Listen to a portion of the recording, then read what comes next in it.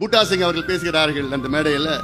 After doctor Ambedkar, doctor Anbumani has done the maximum for the Dalit people of India.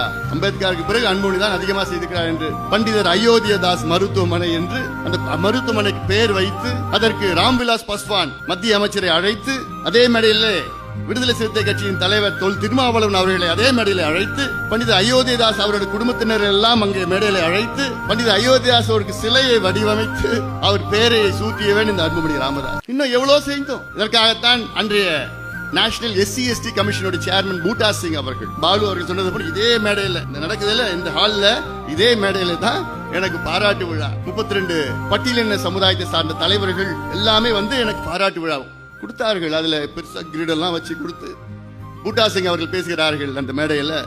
After doctor Ambedkar, doctor Anbumani has done the maximum for the Dalit people of India. அம்பேத்கருக்கு பிறகு அன்புமணி தான் அதிகமாக செய்திருக்கிறார் என்று